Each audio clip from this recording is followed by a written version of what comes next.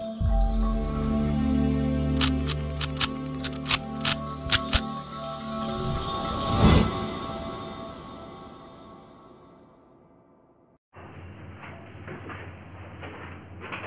Dear students, class 9th के बच्चों, आप अपने वीडियो को जहाँ पे हमने ख़त्म किया था उसके बाद अब हम आपको नए चैप्टर में ले चलते हैं। जो नया चैप्टर है वो है प्योर एंड इम्प्योर सब्सटेंस। पहला चैप्टर हमने आपको हमारे आसपास के पदार्थ के रूप में पढ़ाया था कि कौन कौन से पदार्थ हमें आसपास मिलते हैं, और अब दूसरे चैप्टर के रूप में हम आते हैं प्योर एंड इम्प्योर सब्सटेंस। ये आपकी बुक का दूसरा चैप्टर है। कौन सा चैप्टर है? दूसरा। तो इसके बारे में हम आपको बता दें कि जो पदार्थ अभी तक हम लोगों ने अपने अगल बगल देखे थे, उन पदार्थों में शुद्ध पदार्थ और अशुद्ध पदार्थ क्या है, उनको कैसे पहचानेंगे कि शुद्ध पदार्थ है या अशुद्ध पदार्थ, इस बात की जानकारी हम आपको इस चैप्टर में देंगे। पहले तो आप ये जान लें कि हमारे अर्थ क्रस्ट जो मिट्टी है, अर्थ है, पृथ्वी के ऊपर की जो मिट्टी है, इसमें कुल 9 तत्व सामान्य रूप से बहुतायत मात्रा में पाए जाते हैं। जैसे ऑक्सीजन, सिलिकॉन, ये सिलिकॉन है, ऐसा ही oxygen, silicon, aluminium, iron, calcium, magnesium, potassium, sodium और हाइड्रोजन। मेरी बात सुने, देखिए 9 है ना, oxygen, silicon, aluminium, iron, calcium, magnesium, potassium, sodium और हाइड्रोजन। 1 2 3 4 5 6 7 8 9 9 एलिमेंट्स ये बहुतायत मात्रा में हमारे अर्थ क्रस्ट या भू प्रॉपर्टी में पाए जाते हैं। क्लियर हुआ? मेरी बात समझ में आ गई?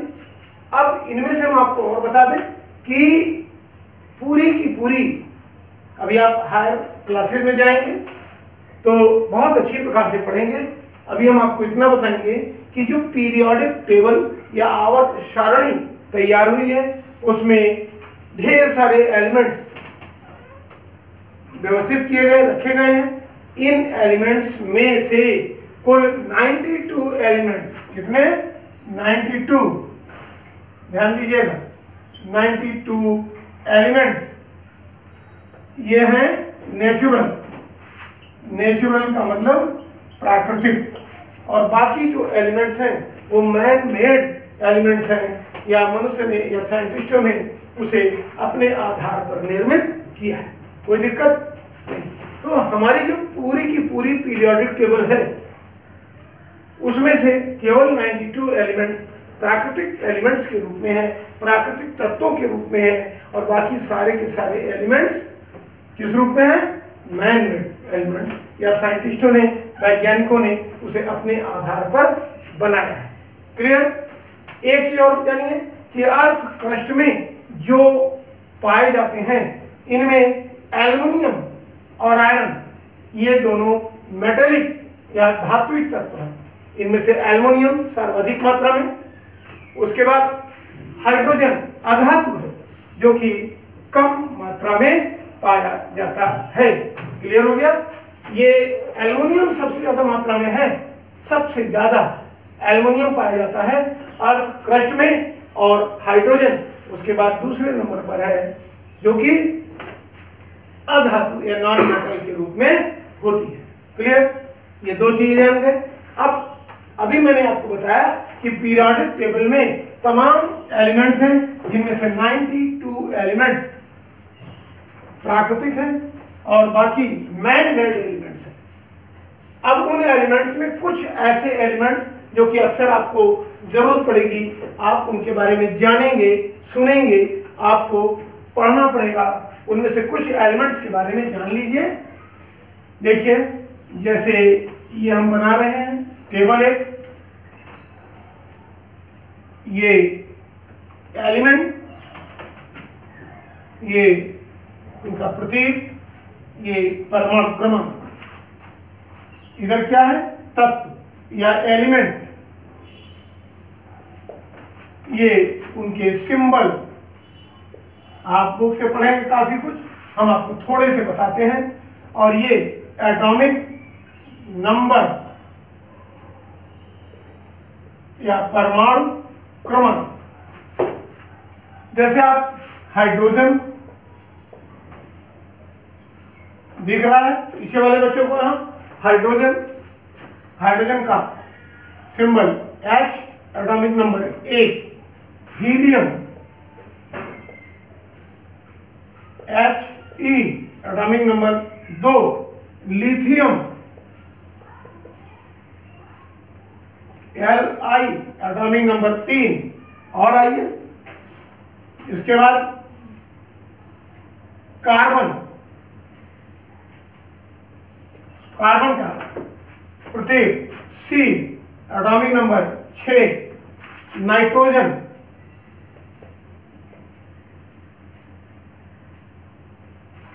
N, atomic number 7, oxygen O, atomic number 8, fluorine F, atomic number 9। Clear हुआ? और भी एलिमेंट्स हैं, जैसे अब हम इधर आपको बताएं, इस साइड में दिखेगा, मैं इसी को आगे बढ़ा के कुछ बता रहा हूं। 9। क्लियर हुआ?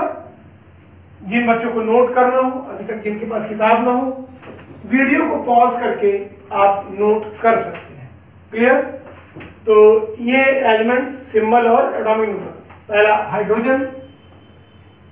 हाइड्रोजन का H सिंबल, परमाणु क्रमांक 1 हीलियम He, परमाणु क्रमांक 2 लिथियम Li, परमाणु क्रमांक 3 कार्बन C, परमाणु क्रमांक 6 नाइट्रोजन N, परमाणु क्रमांक 7 ऑक्सीजन O, परमाणु क्रमांक 8 फ्लोरीन F, परमाणु क्रमांक 9।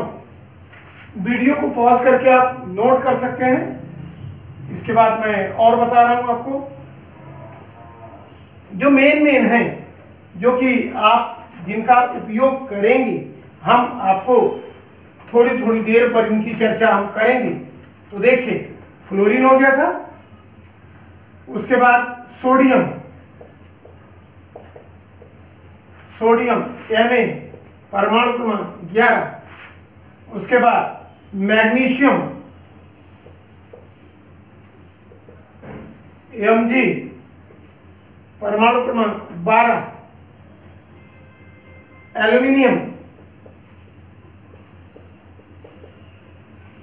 Al, परमाणु क्रमांक 13, उसके बाद ये हो गया कैल्शियम Ca, परमाणु क्रमांक 20, आयरन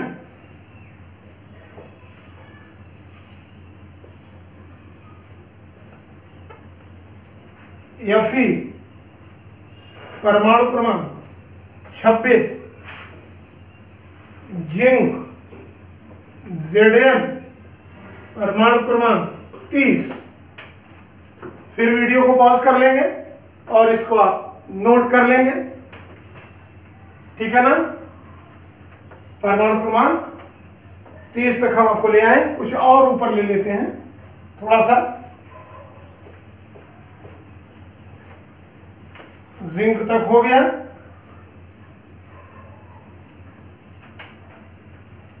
और चीजें भी हैं। मरकरी Hg, परमाणु क्रमांक 80। फिर गोल्ड का क्या होता है? Au 79। कितना होता है? 79। सिल्वर का बता सकते हैं कितना होता है? 47। सिल्वर का कितना होता है? 47। बात मेरी समझ में आई? और ले सकते हैं रेडियम,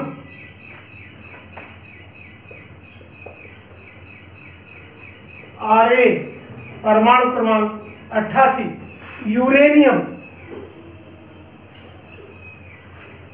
U92। इसी प्रकार से आपको ढेर सारे एलिमेंट्स मिलेंगे। अगर आपके पास पीरियोडिक टेबल की चार्ट मिल जाए, आजकल तो रेडीमेड मिल जाती है मार्केट में छपी छपाई, और अगर आप उस चार्ट को लेके आप अपनी स्टडी टेबल के सामने लगा लें तो आपको आसानी से रोज अगर 2-3 याद करेंगे तो भी आपका 1 महीना 1.5 महीना में अधिकांश एलिमेंट और उनके सिंबल और उनके एटॉमिक नंबर आसानी से याद हो जाए। क्लियर? अब हम अपने मेन टॉपिक पे आते हैं कि जो कि हमारा शीर्षक ही है प्योर एंड इम्प्योर सब्सटेंस। तो अब हम देखेंगे प्योर एंड इम्प्योर सब्सटेंस की बात करेंगे।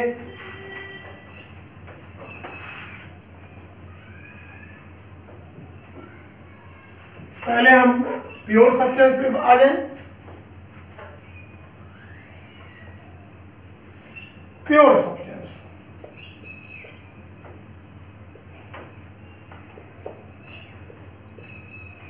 प्योर सब्सटेंस ऐसा पदार्थ जिसमें सारे के सारे परमाणु किसी एक ही तत्व के होते हैं, किसी एक ही एलिमेंट के होते हैं, वो सारे के सारे प्योर सब्सटेंस के नाम से जाने जाते हैं। कंपाउंड भी प्योर होते हैं, अर्थात ऐसे कंपाउंड जिनमें सारे के सारे सेम कॉम्बिनेशन वाले एटम, अर्थात कुल मिलाकर कहना यह है कि निश्चित अनुपात में विभिन्न तत्वों के परमाणु जब आपस में मिलकर कोई पदार्थ बनाते हैं तो उसे हम यौगिक कहते हैं और वह पदार्थ शुद्ध होता है। तो पहले तो ये जान लीजिए प्योर सब्सटेंस 2 प्रकार के होते हैं, एक एलिमेंट, दूसरी चीज कंपाउंड। बात मेरी समझ आ रही? एक एलिमेंट, कंपाउंड हिंदी में बोलेंगे तत्व और इसको बोलेंगे यौगिक। क्लियर हो गया? तो तत्व मान लीजिए आयरन रखा हुआ है, आयरन में बीच बीच में डस्ट मिली हुई, अशुद्धि मिली हुई, मान लो सोना बहुत कीमती चीज जो उसे मिला है, तो अगर मिला है तब वो शुद्ध नहीं होगा, तब इम्प्योर हो गया। लेकिन अगर सब जगह उसका एक ही यानी कि गोल्ड पार्टिकल्स ही हो, गोल्ड के एटम ही उपस्थित हो, तो फिर वो प्योर हो जाएगा। ठीक? बात मेरी समझ आ गई? एक ही तत्व के विभिन्न परमाणु जब आपस में मिलकर उसका निर्माण करते हैं, उस पदार्थ का निर्माण करते हैं, तो वो शुद्ध तत्व के रूप में जाना जाता है, अदरवाइज वो फिर अशुद्ध है। इसी प्रकार से कंपाउंड भी हो गए। पहले हम इसकी चर्चा करें एलिमेंट। तो एलिमेंट की बात जब हम करेंगे या तत्व की बात करेंगे, पहले हम एलिमेंट पे आएंगे। एलिमेंट की बात करेंगे तो पीरियोडिक टेबल में पूरे के पूरे एलिमेंट को कुल 3 पार्ट में बांटा गया है। कौन कौन से 3 पार्ट हैं? पहला, कौन कौन से 3 पार्ट हैं? पहला मेटल, दूसरा नॉन मेटल,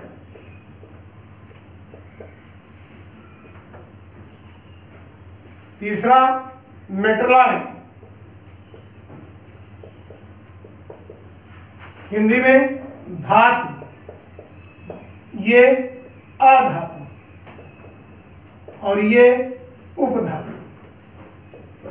बात समझ में आ गई? धातु, अधातु और उपधातु।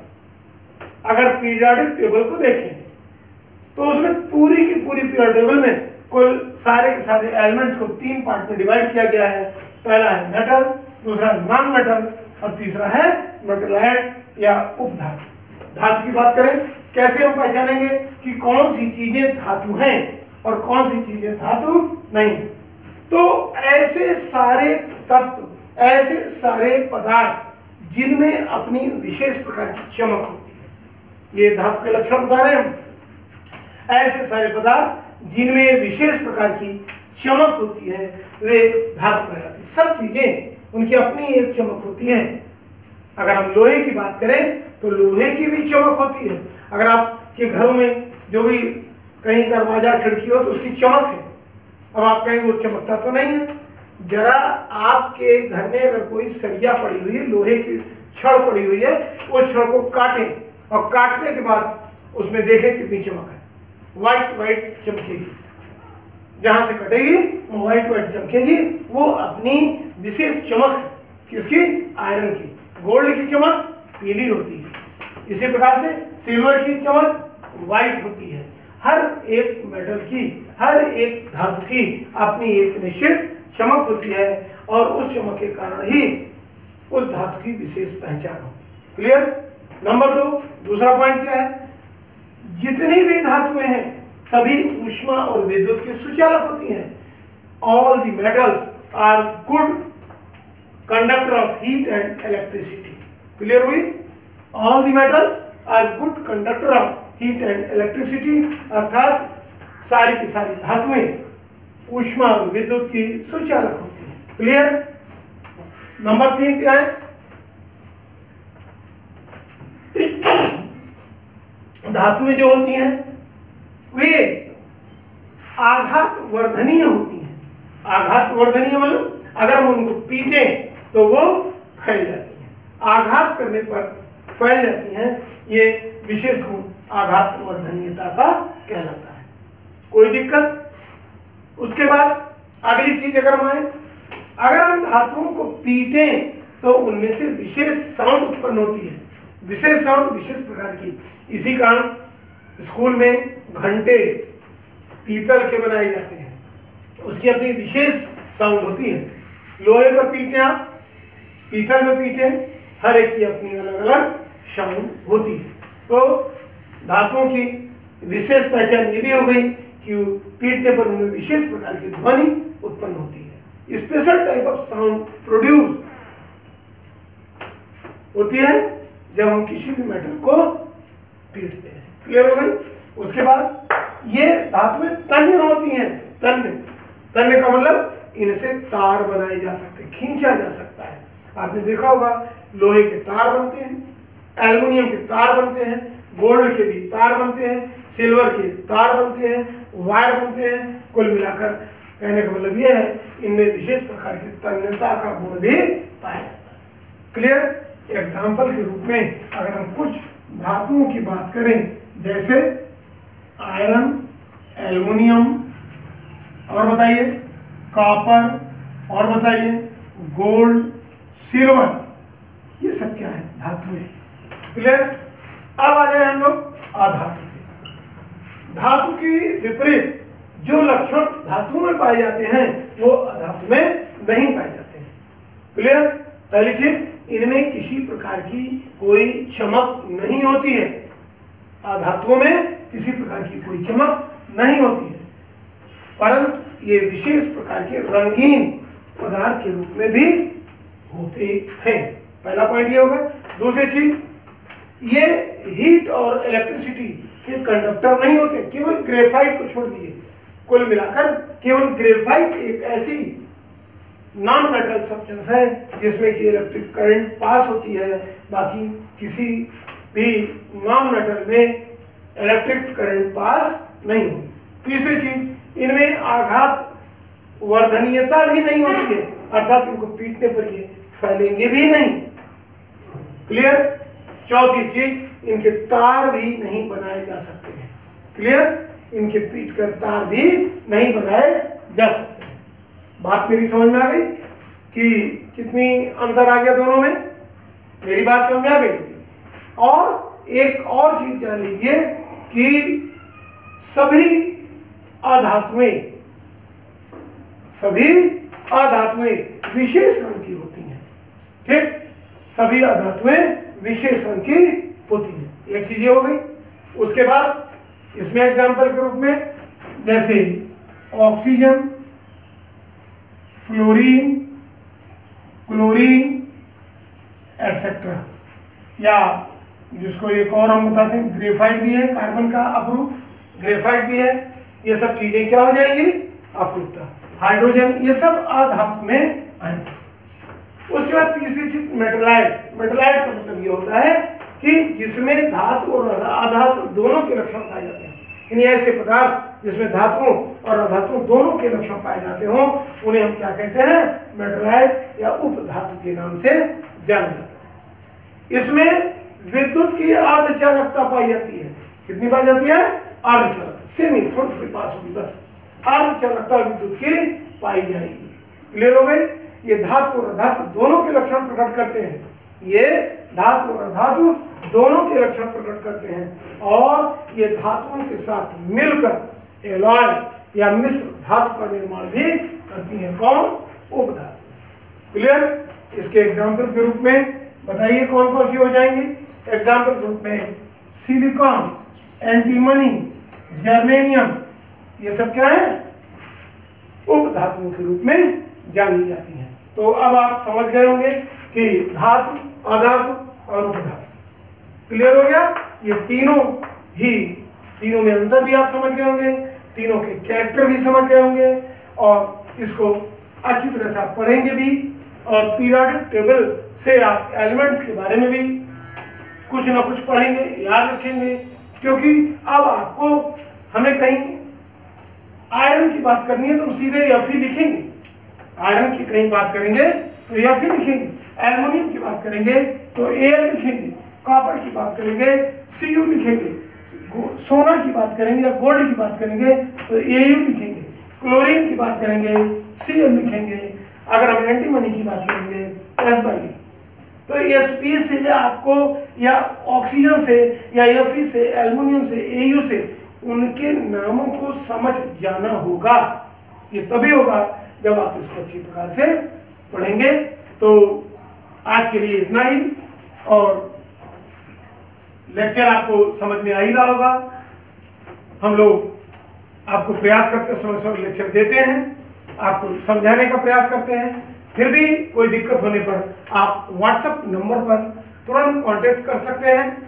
और वीडियो अच्छा लगे तो लाइक, शेयर, सब्सक्राइब जरूर करेंगे। सब्सक्राइब करने के बाद बेल आइकन को जब आप दबा देंगे तो हमारा कोई भी लेक्चर जब अपलोड होगा तो तुरंत आपके पास पहुंच जाएगा। तो आज के लिए इतना ही। Thank you.